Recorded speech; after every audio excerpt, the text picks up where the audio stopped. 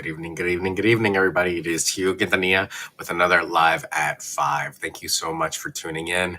I am a Maryland licensed realtor. My phone number is 240-389-4846. Email is hugo@lnf.com, and my website is yourrealtorhugo.com. This is the Live at 5, your 15 minutes or so a day to get up to date on real estate and learn a little bit about that magical world. I hope you had a good day. It's been kind of a long one just because of the winter solstice, excuse me. But it has been a very productive day. A lot of people are expecting to jump into the market next year. I'm already having tons of conversations about it. It's amazing what a couple of messages from the Fed and a couple of rumors here and there will do to spur up a market. We'll talk more about that probably in the recap of the week. But today, it's kind of a tough one. Today, we're going to be looking back at history so that we can better manage our future. So today, we're actually going to be diving a little bit into the story of Shelley versus Kraemer, and also, let me show you, addressing the legacy of racially restrictive covenants in real estate, a path to equity. Covenants usually are something that's most people know when it comes to, say, like Charmed or something like that, a show like that. Not really something that is to the day-to-day person known. But covenants were things that were written in agreements, written inside of deeds that are part of older properties. And unfortunately, these covenants, for legal purposes, can't be rewritten immediately. So these covenants can be restrictive, and I'm being very careful about how I say this because I'm pretty sure this is going to get throttled somewhere. So I'm just trying to be very careful about how I say this, because really the truth is we're talking about fair housing and the beginning of fair housing. Before fair housing was a thing, this was a fundamental case that helped fair housing become standard and common practice. Today, fair housing is still something that we struggle with every day. So it is something in many areas that's more prevalent than others.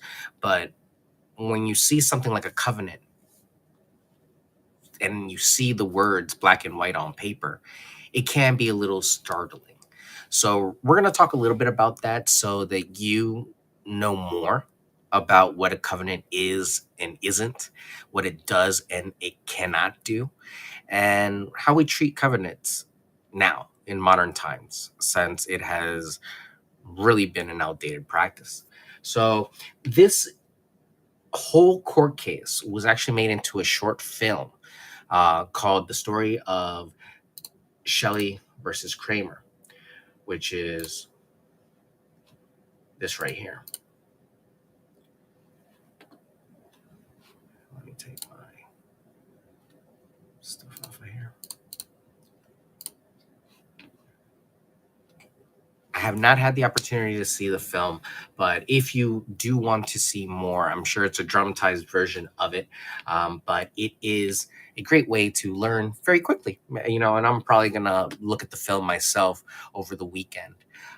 It is a holiday weekend, so I hope everyone is going to be having a great holiday with their friends and their family. This has also come a little bit more to light recently because there was an article on the nar.realtor page talking about this very issue and bringing it back up to the forefront when it comes to how NAR and NAR stance on this. It's in 1948, so for the majority of us, that's quite a substantial bit of time. But the ramifications of what was written in these deeds still impact us today. That article is written by Brennan Thompson. So please make sure and check out that article, share it, and just educate yourself more on how far we've come, and how excited we are for the future, because we're seeing more and more diversity happen every single day, and we're seeing areas give opportunities to more and more people. Really, the common denominator that should be with purchasing a home is the ability to pay for that home. And that should be the only qualifying and disqualifying factor for someone being able to purchase. So every day we struggle to make sure that that's the only thing that's being considered of our clients. And sometimes it's harder than others, but really it comes down to us as realtors and us as people to understand that we're working with other people. And I understand that you might have personal prejudices or personal biases towards certain group or many groups of people, but you can't let that, as a seller, be a determining factor on why or why not you sell a property to someone. That is discrimination, and a realtor could actually lose their license for that. So you when that bridge is crossed at times, if you see a realtor all of a sudden very drastically pull away from you, that is why. No one wants to lose their license. We invest so much money into our businesses. No one wants to lose their license over someone that's racist or sexist or some sort of prejudice that, God forbid, it's something unexplainable and illogical. I understand, you might have your own personal views about life and people in the United States. I get it. But don't let that be a part of the decision making process in real estate. Let your realtor handle it. Let your realtor even out the playing field for everyone, and just make it off the contracts. There's nothing else that needs to be incorporated. No other questions need to be asked. Just make it all based on the contracts, and you'll be fine. The dangerous thing about real estate is that as a realtor, you could be sued, or a wrongful suit can be pushed against you, a claim can be made against you for how someone feels. There's nothing wrong with that. But how do you qualify and quantify feelings in a court of law? And we can talk about that on another session, but it's like my manager likes to say, a kangaroo court. And you don't want to leave it up to chance to have a jury of your realtor peers decide your license. And no one wants to be put in that position. So really, don't take it to heart if you express your views and you have realtors back away from you. It's something you have to realize, that if you're going to express these views openly, then it's going to be very, very difficult to find a realtor that has had training with NAR, that's willing to openly work with you. Let them deal with it. Let them deal with the negotiating. Let them deal with everything else. All we need from you is filling out the proper forms and making sure that the property is ready to be sold. Really, oh goodness, we could talk hours about personal involvement of sellers and how that impacts the process. But today, the Supreme Court case that this was has impacted us, and we still find it. There's still properties that have these deeds that are it's sitting there. So we can't deny that this happened. It's very shocking sometimes, but we have to learn from it and be better. Know that we know better, grow from it, and be better more than anything else. Just to give you a little bit of background on the case and the specifics of it, Shelley versus Kraemer stands as a landmark United States Supreme Court case that addressed the issues of racially restrictive covenants in real estate. The case arose in 1948 when the Shelley family, an African American family, purchased a home in St. Louis, Missouri, which had restrictive covenants in the property deed. These covenants were contractual agreements that barred specific racial or ethnic groups from owning or occupying properties in certain neighborhoods. This is very much along the line of steering or red taping. It's not good. The restrictive covenants on the property prohibit the Shelley family, being African American, from occupying the house. The case was contested when the previous owners, the Kraemers, sued to enforce the covenant's racial discriminatory clause, seeking to prevent the Shelleys from residing in the house they had purchased. So, after the fact. The Supreme Court's ruling in Shelley versus Kraemer declared that the enforcement of racially restrictive covenants by state courts violated the Equal Protection Clause of the 14th Amendment to the United States Constitution. The court held that while private agreements could include restrictive covenants, state courts could not enforce them due to their inherent discriminatory nature. This ruling marked a significant step in dismantling legally sanctioned segregation in housing. However, it's important to note that Shelley versus Kraemer decision did not invalidate restrictive covenants themselves, but rather prohibited state courts from enforcing them. It emphasized the state action enforcing racially discriminatory agreements violated constitutional protections, paving the way for subsequent legislative measures aimed at fair housing practices, such as the Fair Housing Act of 1968, almost 20 years later.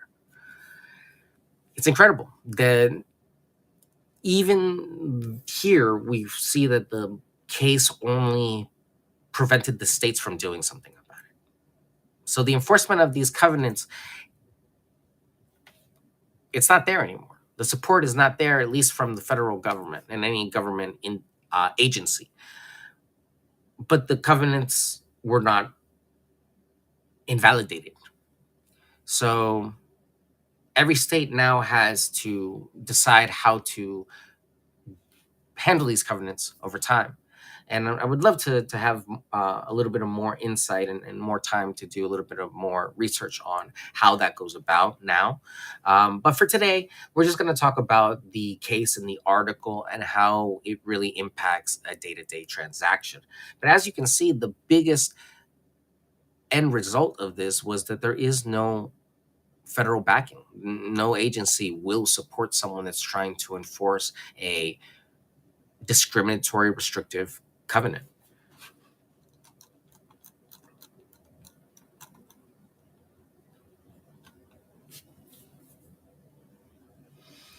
In 1948, the Supreme Court delivered a groundbreaking ruling on restrictive covenants in real estate. 75 years later, the haunting shadow of these racially discriminatory clauses still loom large, perpetuating inequality and segregation in the real estate landscape. Racially restrictive covenants were insidious clauses embedded in property deeds, explicitly designed to exclude racial, ethnic, and religious minorities from owning or occupying certain properties. Despite the Shelley versus Kraemer ruling in 1948, rendering these covenants unenforceable in court, their presence continues to persist in property records, sustaining the conflation of race and property value, which remains at the core of segregation and inequality in America. We all know that generational wealth and any real wealth comes with property ownership. And it's sad to see, at times, but I really take solace in the fact of how far we have moved away from that, and how every day these restricted minorities are achieving the American dream. The National Association of Realtors is actively engaging in a critical reckoning with its own history, acknowledging past support for these discriminatory practices. Today, NAR is at the forefront advocating for laws to eradicate the remnants of restrictive covenants from real estate documents. The association is confronting this legacy through initiatives like the Fair Housing Action Plan Act, aiming for accountability, cultural change, and comprehensive training. Real estate professionals share firsthand accounts that shed light on the lived experience shaped by discriminatory covenants. And we can all speak to that. I personally have not come across a case, but just today we had a case study in my office where we, kind of go over popular cases. And we looked at this. We saw a home from 1948 that explicitly said it had to be sold to and occupied by a Caucasian only family. So it's there. You can't hide it. These stories unveil the lasting impact of discrimination on families and communities, fostering a deep seated understanding of the ramifications of this historical injustice. A lot of people can argue, why, but it's right there. Little things like this that are undeniable that some races or ethnicities might not have to deal with. States and federal authorities are mobilizing efforts to address and document the effects of restrictive covenants. Legislation is being championed to disavow discriminatory language in property records and provide support for affected individuals. Realtors are actively engaging in advocacy, lobbying for bills that renounce discriminatory language and acknowledge the profound impact of historical practices on today's real estate landscape. I've heard it in my offices. Why do they call it this? Why do they say that? Why do we have to call it this way? Or why we used to say this back in the it's all in an effort to try to turn a page and start to shift our focus to another more bright future, because the past has been so dark and has been so overshadowed with these horrible things. Beyond symbolic gestures, legislative initiatives like the Washington State Covenants Home Ownership Program aim to provide tangible assistance to those impacted by historical discrimination. These programs offer financial support aimed to rectify past wrongs and foster equitable access to home ownership. And we see that. We see a lot of organizations trying to make well on this effort to bring equality and diversity to the masses and the opportunity of home ownership to the masses. NAR stands firm in its support for legislative measures such as the Mapping Housing Discrimination Act, aimed to confront historical discrimination and bridge the racial home ownership gap.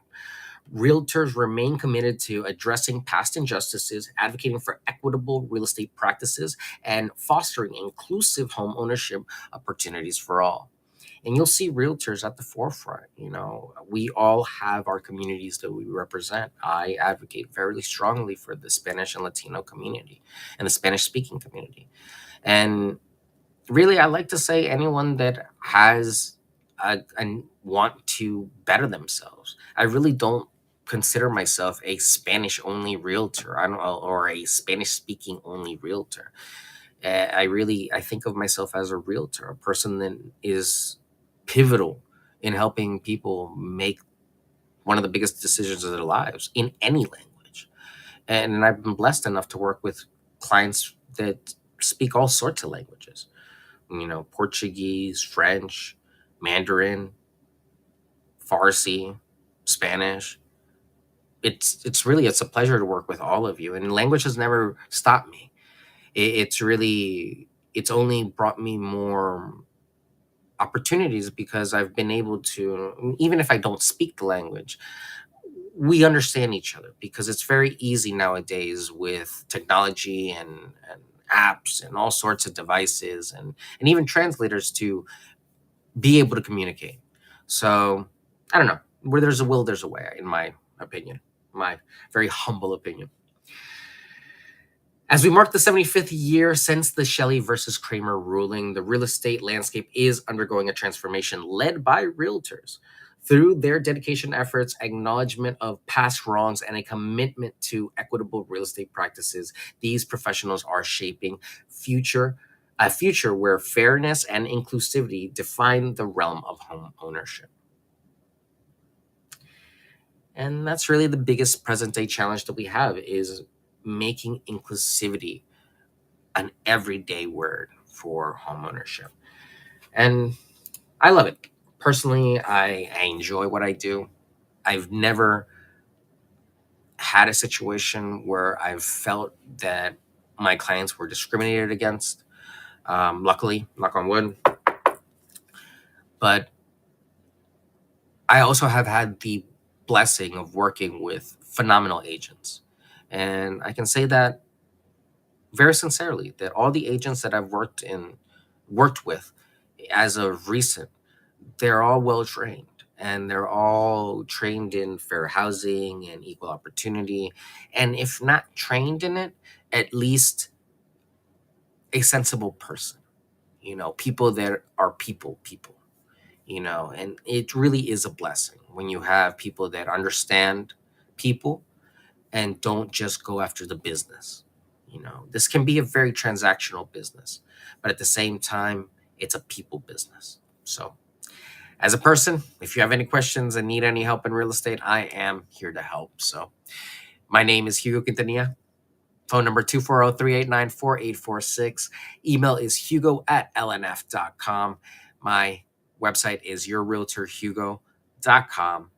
Appreciate you always viewing the live and liking and sharing. And I will see you tomorrow. Take care. Have a great evening. Enjoy and stay safe out there. Take care. Bye.